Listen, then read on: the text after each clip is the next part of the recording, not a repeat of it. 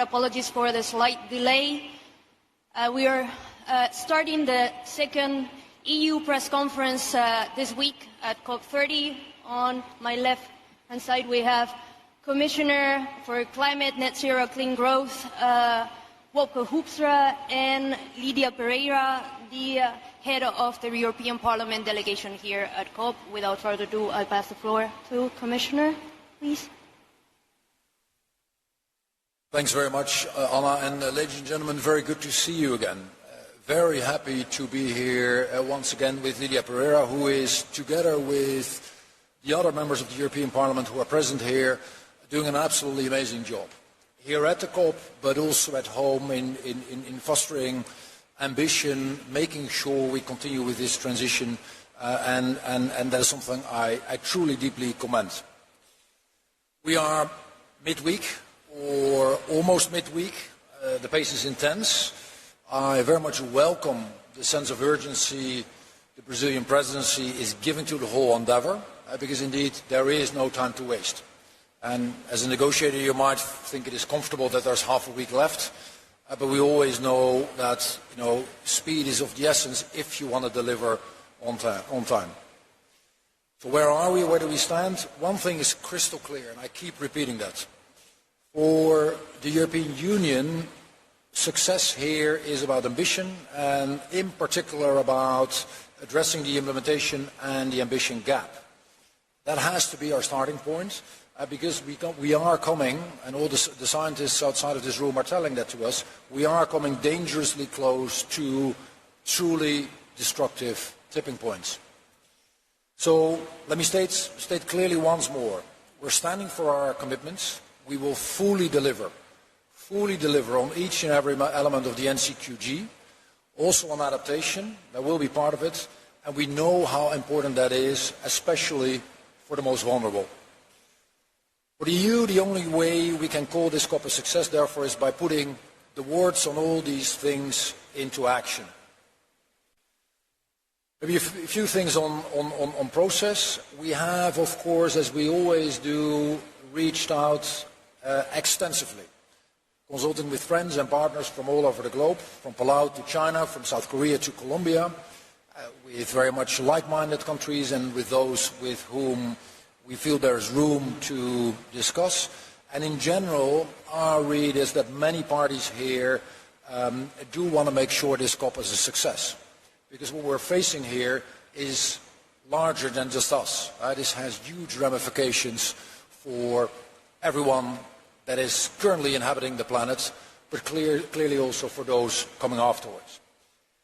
So, ladies and gentlemen, many more things to say, but let me pause here and thank you very much once again for your attention.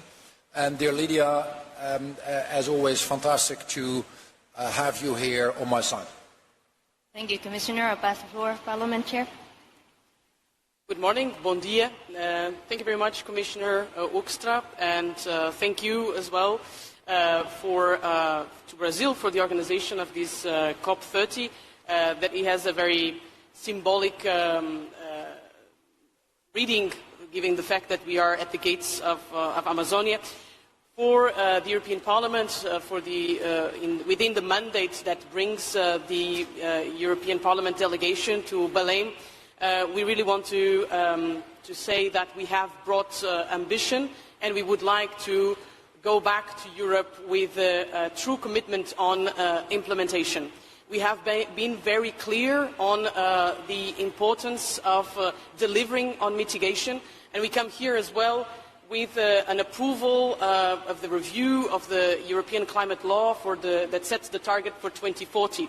So we are truly committed in continuing the efforts that we have been making in terms of mitigation and combining it with an economic model to promote European competitiveness, but as well with a true recipe for other geographies in the world to come on board and share the efforts we have to make to deliver on climate change, but most importantly, to deliver on future generations. And to deliver on future generations, it's also not only on environmental goals, on sustainability, but also on prosperity. And I think this is something crucial when we also are concerned to see the developments on adaptation it is something that we also have to discuss, and we would like to see some more resolution on the matter. Another topic that is crucial for the European Parliament over the past years is the phasing out of fossil fuels.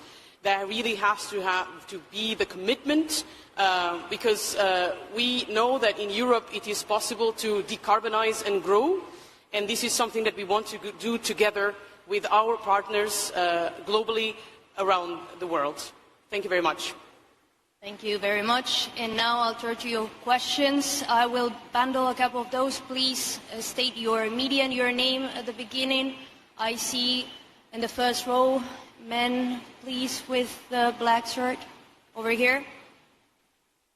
Mattia Civillini, Climate Home News.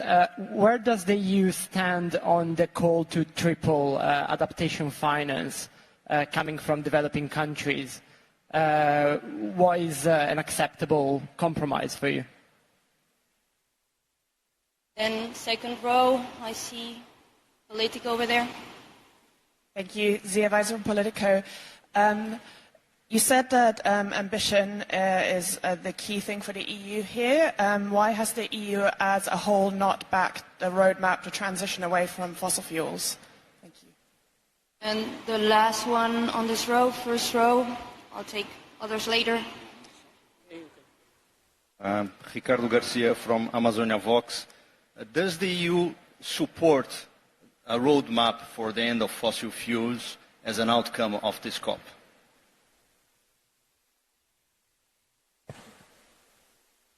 Lídia? Commissioner, please. Thanks very much. And just to be crystal clear about the roadmap, we very much like it. And even though we might not use the word roadmap in Europe, we do have a very, very clear trajectory that is about phasing out fossil, that is about making sure we're moving into an energy system that is completely different than what we have today. We're calling it Fit for 55 in the trajectory towards 2030. And we are embarking on a similar exercise for 2040, where we will be at 90% of emission reductions. So we do actually think it is a great thing to move the needle here as well. We have spent a lot of time also consulting with others to make the group that across the globe that can accept that as broadly as possible, as large as possible. And we truly think there is merit in making that group larger, and whether then we're going to call it a roadmap or we're going to use different wording, I think is secondary. But once again, we very much like the idea. Then secondly, on finance. And adaptation is at the very heart of the conversation we're having with, in particular, many of our friends from the Global South. Because what is the reality here? The problem we're facing in terms of climate change has mushroomed into such a large thing that mitigation alone, unfortunately, will no longer be able to do the trick. It's just not enough. Had we started 20, 30 years earlier, it might have, but now it is not. So we stand by every single letter of our commitment, also in financial terms, of last year. And what we will do also is our utmost to make sure that more of this money will be reaching the most vulnerable. In particular, our friends in the SIDS and the LDCs, because that is where the money is needed the most and where the responsibility for the problem we're facing clearly is the lowest. Lídia, please. Well, I will answer more in a general approach. I think when it comes to triple any financial commitments, it is crucial that the commitment here at this COP is that people and partners are committed to deliver on the previous agreements that were signed in the previous years. This is crucial. We have been saying, the European Parliament, it's time to put our words into action. And so it is time to deliver on those commitments. When it comes to transitioning away and the roadmap or the action plans, I believe that the European Union is a good example of what it is possible to do in terms of reducing our emissions and at the same time promoting economic growth. We have set a number of initiatives that started with the presentation of the Green Deal in December 2020. Then we approved the European climate law. Then we approved the Fit for 55, and now we are in a position to together with the businesses, with the partners in academia, with science, and doing and delivering policy based on science, that it is possible to implement the same measures, knowing that in this framework and in this transition that it is possible to create new jobs, new prosperity, and delivering for people at large. So I believe that this COP really has to be the COP of implementation. I've been attending several COPs over the past years, and it became very clear that if we do not abide by the agreements that we sign, then we can keep the dialogue, and this is very important, that we, for 2 weeks in 1 year, that we put climate and environment at the top of political priorities, but within the rest of the year that we really have to be committed to implementation. Thank you. I'll take the floor. I'll take the lady here at the back in the second row, please. Thank you. Daniela Chiaretti from Valor Econômico, São Paulo. Thank you.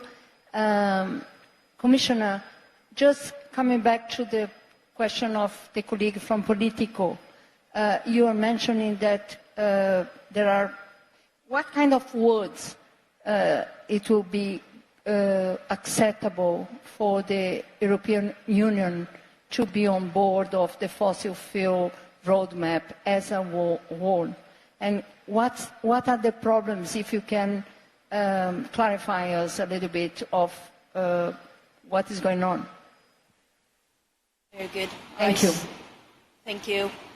I'll go to the fourth row over there on the left-hand side with a blue shirt. Thank you. Thank you. Lucas Knigge for Table Briefings. The EU has been suspiciously quiet about the text that landed yesterday morning, especially on trade. Did you like what the COP presidency submitted there, and what amendments for changes did you submit to the presidency on the trade issues that have been very disputed, also, like especially within the European Union? Thank you. I'll take one more to the man right in front of him. Thank you. This is Leo from Scomodo, Italy. There is something that I don't... Can you hear me? Yeah. Okay, great. There is something that I don't understand, because a lot of solutions proposed imply digital and data-driven solutions, and I'm wondering why putting so much effort on solution that requires mining, steel, water and energy, and in general. And also, what do you think about the fact that there's not much on the floor, the ideas of degrowth instead of growing, and the linking instead of fostering the dependency of global south to global north, and demilitarization instead of rearm, for instance, That covers many angles. Perhaps, Commissioner, you want to start? Maybe one thing to add on the roadmap, just to be crystal clear. We have fought long and hard for each and every of the elements that are part of the UAE consensus, including the transitioning away from fossil fuels. And that example actually articulates exactly why we are principled, and we do want to make sure we are ambitious on the matter itself. But if we need to bring others, not the Europeans, others into the tent as well, we are a bit more flexible in the wording that expresses the same thing. Then I think there is merit in doing that. Just to give you the example here. at the very end, in the UA, we first had the conversation about phasing out, which was the preference of the European Union and many others. There was wording that was unacceptable to some, and then we have come up with transitioning away. And then you can have a linguistic debate about whether that is exactly the same. Some might even say that transitioning away is stronger. But what matters here is that we put the stuff that we agreed on in the UE into action. And then I'm also sensitive to those outside of the European Union who are saying, look, can we then please not only focus on transitioning away, but also on the doubling, also on the tripling, basically on all the elements that were part of the UE consensus, and try to make that concrete. And I think that is a hugely important effort, and that is something where we will be spending a lot of our time on, because it matters if we do that just with the Europeans and a few others, or whether we manage to do that with a supermajority, as we managed to pull off in the UAE. Then secondly, on the text and trade, we've had a set of excellent conversations yesterday, also a very good and fruitful conversation with us and a number of other parties and the Brazilian presidency. We have been clear, and I think it is very broadly understood, what CBAM is and what CBAM is not, and that it is of pivotal importance if you want to continue with climate action, to then also have these type of tools that manage to prevent carbon from leaking out of the European Union. My read is that it is very much understood, and even though we might not be fully there in terms of the text, I'm confident that this, again, fully reasonable ask is going to be part of the final text. Then the last thing, I don't fully recognize the things you were mentioning about the footprint, but let me just make one general observation about growth. What the whole world, but certainly the middle class, and even more the many, many poor people around the world need, is more sustainable economic growth.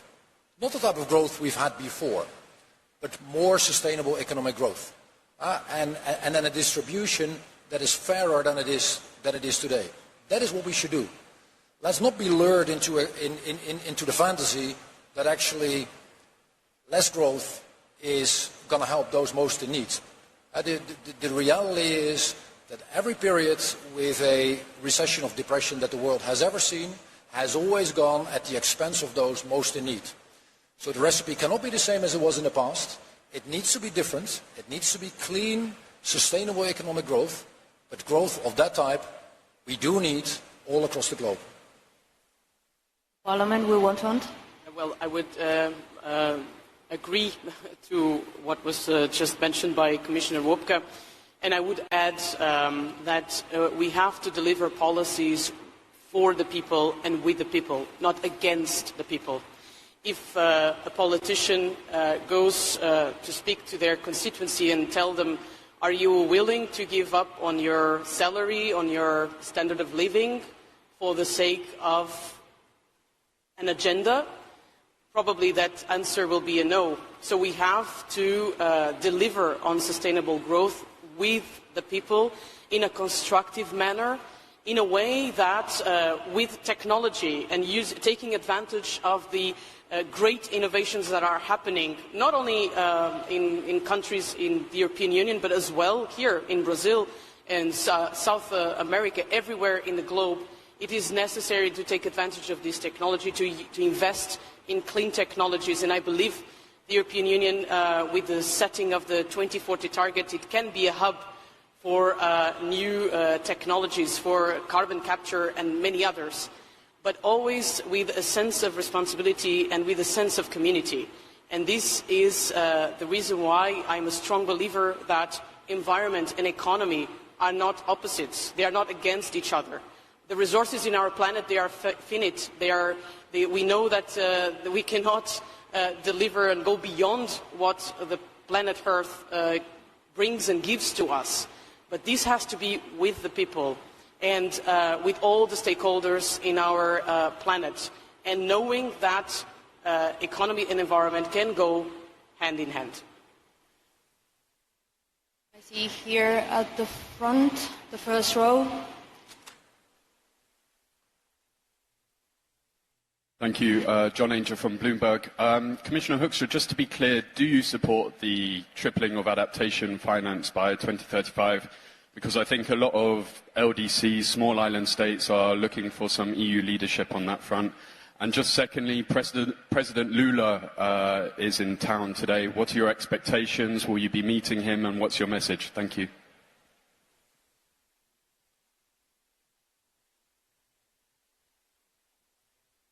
Please, on this side, the man there at the back, he has been patiently waiting. Thank you. Larry Moffat with the Press Club, Brussels, Europe. The European Parliament, I think for the third year in a row now, in its resolution of 23 October on COP30, has called on all parties to engage in the development of a fossil fuel non-proliferation treaty, a treaty that's already been supported by 18 countries. What progress do you see on that front, and how do you see it fitting with the roadmap? And the last one, here I think, Josh over here. Hello. Various member states have cut their aid budgets and haven't set new plans for climate finance in the coming years. We've been told throughout this the EU is looking to offer reassurances to the countries that are asking for more Article 9.1 climate finance. How can the EU offer those reassurances when, given the situation I described? Thank you. Thank you.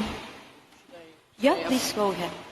Well, to answer the question that was put forward on the Treaty of Non-Proliferation of Fossil Fuels, I believe that there is an opportunity to engage and to coordinate better with the discussions that are ongoing in what refers to the action plans or the transitioning away of fossil fuels, and we believe that together with the European Commission we will assess whether it is feasible. It would be great. It's not the first time, as you mentioned, that it is approved in the resolution of the European Parliament. We are working to make it again at least an item for discussion. So very briefly, once again on adaptation finance, we fully stand by our commitment of last year. We do think there's a huge opportunity to make sure that more of the money arrives for those most in need. That is something we've been advocating for consistently. We will not, and we don't think we should be tempted to in any way open the NCQG, and we don't think every conversation about the numbers is typically the most helpful way to advance it, but we are in very constructive conversations with many of our friends and partners. As for President Lula's presence, I think it is fantastic that he is also putting his full political weight behind this. And could I take the opportunity to once again commend the whole Brazilian presidency and everyone involved, clearly André de Lago, Marina Silva, Ana Toni, also Minister Adachi, the Vice President, all of them with whom I had the pleasure and the honor to interact over the course of the last 1.5 years, in my view, have been doing an excellent job in making sure that we're pushing this agenda forward. So very much looking forward to continuing the conversation with all of them, and of course, in particular, with the esteemed President of Brazil. Then on the aid from Europe. Actually, if you look at 2023 and you compare that with 2024, you will see that the number actually went up, and that Europe is still at roughly 30% of all the money that is being put on the table. That is more than our fair share. And the best way to make sure that Europe can sustain that is inviting others who have the ability to do so, who in many cases have a GDP per capita that far outpaces that of the vast majority of European member states, to chip in as well. That is what is needed. Everyone with the ability to do so should rise to the occasion and take responsibility to do their fair share. We will continue to do so, but it makes it a hell of a lot easier if others are joining in. Very clear, Commissioner. We can take a couple of more questions. This man in the first row, thank you. Thank you very much indeed. Toby Aykroyd, World Europe Foundation. I'd like, if I may, to ask a question about an apparent conflict at the heart of EU climate change strategy. You talk about high ambition for both climate and competitiveness, quite rightly, and it's entirely achievable. And yet at the same time, you're gearing up support for solid bioenergy, wood bioenergy. It's currently the leading form of renewable in Europe. And if BECCS goes ahead, that's bioenergy with carbon capture and storage, is likely to be using something around 35 to 40 billion per annum by 2050 of scarce capital. And yet it has provenly higher carbon dioxide equivalent emissions than the fossil fuels it's supposed to be replacing, including coal. It destroys large areas of biodiversity-rich carbon sink that's needed for mitigation. It's 3 or 4 times more expensive than both genuine renewable energy sources and demand-suppressing enterprise. And that enterprise and those alternative resources, which are thereby deprived of capital, are far more productive for the competitiveness agenda in terms of GVA, gross value added, high-tech employment, and counter-inflation policy. Could you explain that dissidence, please? Thank you. I'll take the lady next to him, please. All right, thank you very much. My name is Nada. I'm a climate justice activist and a College of Europe alumni. I have a quick question. You mentioned talking about developing policies for the people and with the people, and looking out for the most vulnerable communities. However, when we look at the unilateral trade measures that has been proposed by the European Union, we do not see that represented at all, with the CBAM being developed with not sufficient consultations by the stakeholders and affected parties, and a one-size-fits-all that essentially are not affecting vulnerable communities not unequally. So with that being said, I was wondering if the European Union is going to budge when it comes to unilateral trade measure like they had done when it comes to the language on fossil fuel transitioning away, or the European Union is steadfast in that regard. Thank you. Thank you. I'll take one more question. Please state your media and your name, please. The lady in the third row. Thank you. I'm Lisa Williams. I'm from Pacific Island Times. So there's been some new science, or the latest science released earlier this morning from Climate Analytica. Their report states or rates the EU's 2030 target and climate policies as insufficient to align with the Paris Agreement 1.5 degrees goal. It calls for a 62% reduction below your 90 levels by 2030 and more concrete fossil fuel phase-out dates. So how does the EU plan to strengthen your targets, your policy implementation, your international climate finance? You've talked lots about it here. It sounds like it's at a national level that you want to focus the work. But how then will you address the gaps at the global level, especially when it comes to demonstrating your leadership commensurate with your global responsibility? Thank you. Thank you. Commissioner, you will want to start? Yeah, so first on all the questions with regards to Europe's own energy mix are really domestic stuff, that we should discuss back home. The one thing I can say is that if you look at our 2035 and our 2040 commitments, what makes this crystal clear is that we are doubling down on the energy transition that we need even more. And what the exact policy mix will be, more than happy to discuss, but these targets are what they are, and they are implying a hugely different industry system and also a hugely different economy. Then one more time on CBAM, and we have been having this conversation also at the previous COP, those who were part of this audience. We have had a range of conversations, and we will continue to have them patiently and politely with all interlocutors. But what this is a force for good, a tool that helps to make sure we're pricing emissions. We're doing that diligently with others, and it is part of our climate toolbox. It helps making sure we reduce emissions, and that is the name of the game. Then finally, I haven't seen the report you mentioned of this morning, but just to be crystal clear, and this is backed up by scientists from all over Europe, the 55 reduction for 2030, the NDC that we have just come up with, and the 2040 90% target are in line with science, they're Paris proof, and they're 1.5 proof. Please. I would add on the question related to CBAM, and also to take this opportunity to explain that the European process is a very participated process, and that's, I think, something that it is important to say, because we listen, at least in the Parliament, my experience, I listen to all the stakeholders potentially impacted by any policies that we are delivering, legislation that we are working on.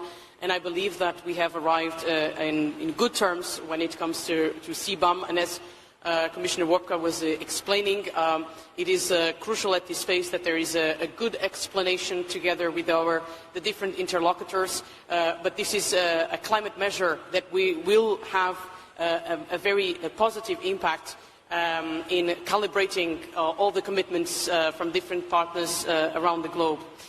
I would also like to say that when it comes to technology and different sources of energy, it is stated in the commitment or in the decision of the 2040 target, the review of the climate law, that technological neutrality is key in whatever we do next when it comes to decarbonization of our economy, and that will obviously be something that the European Parliament will closely monitor and ensure that we are delivering. And lastly, on the question that was put forward related to the report that unfortunately I also didn't have the opportunity to look into, what I can say is that in Europe we are staying in course. And this is important because it means that the strategy that we have been unfolded over the past 10 years, it is the way that we want to deliver in terms of not only environment but economy and, as I said at the beginning of this press conference, for the future generations. Thank you. I see that some of you were still having questions, but for this press conference we have run out of time. Thank you very much for your participation, especially to Commissioner Hoekstra and Head of the European Parliament, Lídia Pereira. Thank you very much. Thank you, and see you soon.